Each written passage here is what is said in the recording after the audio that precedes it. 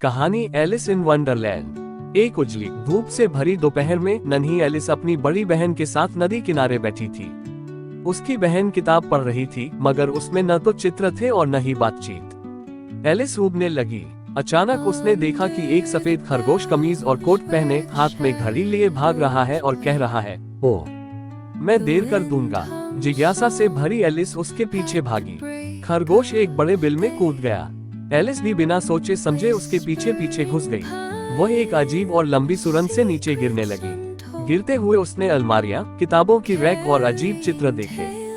धीरे से जमीन पर उतरकर उसने खुद को एक अजीब गलियारे में पाया, जहां बहुत से दरवाजे थे। गलियारे में उसे एक कांच की मेज दिखी, जिस पर एक छोटा सा सोने की चाबी रखी थी। चाबी से एक छोटे दरवाजे का ताला खुलता था, जिसके पीछे एक सुंदर बगीचा था। मगर एलिस बहुत बड़ी थी, वह दरवाजे से नहीं जा सकती थी। मेज पर ही एक बोतल रखी थी, जिस पर लिखा था, मुझे पियो। पहले तो एलिस झिझकी, मगर बोतल से आती सुगंध और उस पर लिखा नाम देखकर उसने उसे पी लिया। तुरंत ही उसका आकार छोटा हो गया, इतना कि वह दरवाजे से अंदर जा सके। लेकिन तभी उसे ध्यान आया कि चाबी तो मेज पर ही रह गई है, अब उसकी पहुंच से बाहर। तभी उसकी नजर मेज के नीचे रखे एक डिब्बे पर गई, जिसमें एक केक रखा था, जिस पर लिखा था, मुझे खाओ।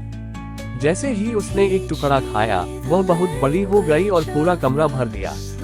एलिस ने बार बार बोतल और केक की मदद से अपने आकार को बदलते बदलते आखिरकार दरवाजे से होकर उस जादुई बगीचे में प्रवेश कर लिया। वहां उसका सामना वंडरलैंड के अजीब और अनोखे पात्रों से हुआ।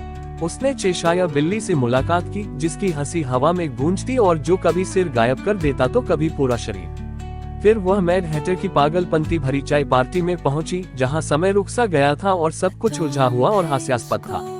आगे उसने क्वीन ऑफ हार्ट से मुलाकात की, जो हर बात पर गुस्से में चिल्लाती, इसका सिर काट दो।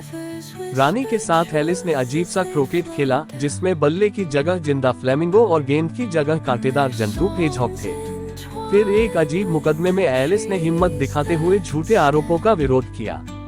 धीरे धीरे सब कुछ बेतुका और अवास्तविक लगने लगा। अचानक उसे खिंचाव महसूस हुआ और सब कुछ धुंधला हो गया।